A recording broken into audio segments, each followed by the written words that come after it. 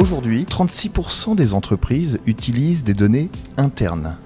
Ça veut dire que 2/3 des entreprises aujourd'hui n'utilisent encore aucune donnée externes pour mettre en place leurs activités marketing, notamment pour la personnalisation, l'envoi d'emailing, etc.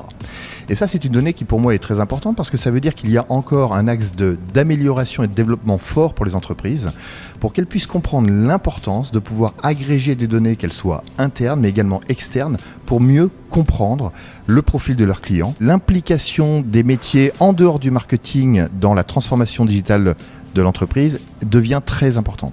Ça veut dire qu'au niveau des répondants, par exemple cette année, nous avons la moitié des répondants qui viennent de la fonction marketing et l'autre moitié qui vient de fonctions informatiques, e-commerce, donc des fonctions qui sont complémentaires.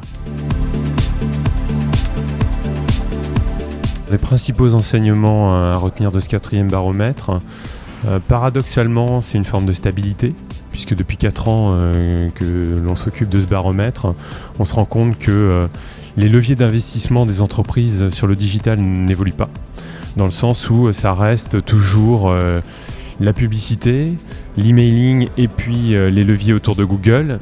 Et pourtant, malgré ce semblant entre guillemets de stabilité, on a des évolutions profondes puisque ces leviers sont en perpétuelle révolution, notamment je pense à la publicité avec le programmatique.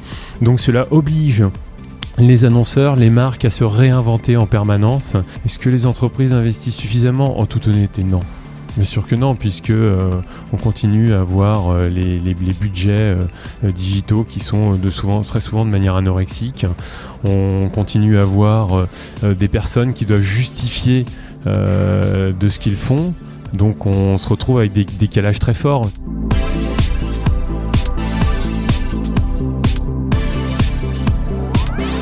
La tendance qui m'a le plus marqué, c'est l'explosion du mobile. Et en particulier, le fait que les projets responsive design s'accélèrent et surtout la montée en puissance des projets autour des applications mobiles. Les axes d'innovation sur le marketing digital au Club Med sont de plusieurs natures. La première chose, c'est autour du média. On est sur une tendance de rapprochement entre l'acquisition et le CRM via les logiques de données et de data. Donc c'est un axe sur lequel on travaille. Et puis ensuite, on a des innovations qui sont liées à notre secteur. On est par exemple, cette année, on a travaillé sur toute la digitalisation des villages eux-mêmes et donc de l'expérience en village Club Med avec notre village de Val Thorens qu'on a ouvert en décembre dernier, dans lequel un certain nombre d'innovations digitales étaient présentes pour la première fois.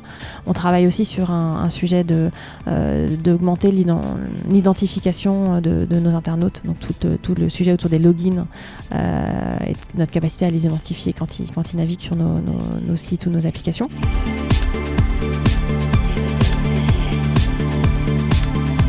La grande surprise pour moi de ce baromètre marketing digital 2015, c'est l'apport de la data dans le suivi, le quotidien de décisionnaires marketing, avec un enjeu sur la construction et le développement de tableaux de bord qui permettent de prendre les bonnes décisions et d'avoir finalement une optimisation tout au long du parcours client et donc justement de gagner en connaissance client. Chez Deezer, on est toujours très alerte sur la construction de nouvelles features, de nouveaux services à valeur ajoutée pour nos clients. D'un point de vue marketing digital plus précisément, tout le laboratoire et tous nos efforts cette année sont concentrés sur l'INAP mobile. Comment choisir les bonnes régies partenaires avec qui travailler, quelle méthodologie de test and learn, que ce soit d'un point de vue conquête ou retargeting, pour acquérir de nouveaux clients qui soient engagés dans le produit mobile dès leur première journée d'expérience et qui le restent et qui aille tout au long du parcours de conversion jusqu'à l'étape finale qui est le passage en payant.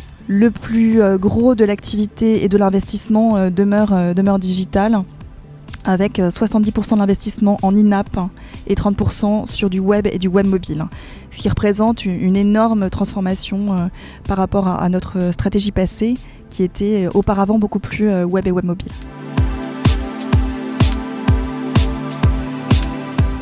La grande tendance qui n'était pas vraiment une surprise, qui était plus une confirmation de ce qui est en train de se passer, en tout cas chez nous, c'est la montée ou la continuité de la montée en puissance de la donnée au sein de l'ensemble des strates du marketing pour desservir l'ensemble des besoins, que ce soit l'expérience client. Je constate ce qui s'est passé avec les clients pour être capable de mieux adresser la communication. Je constate des événements qui se passent au niveau du cycle de vie client et je suis capable, via la donnée, d'analyser et d'avoir les meilleurs impacts possibles. Pour mesurer la performance, les retours sur investissement des différentes campagnes qu'on effectue ou des différentes actions marketing qu'on effectue, le meilleur moyen qu'on ait trouvé, ou en tout cas le plus fiable, c'est via les populations témoins. Donc on identifie a priori de la campagne marketing ou a posteriori en fonction des actions et de la taille de la population qui est ciblée, une population témoin, donc normalement représentative de la population globale qui est ciblée, si la population est suffisamment importante. Si elle n'est pas suffisamment importante, on ne peut pas, autrement on va biaiser les résultats. Et ensuite on analyse le différentiel d'incrémental, s'il y en a un, pour vérifier l'impact réel.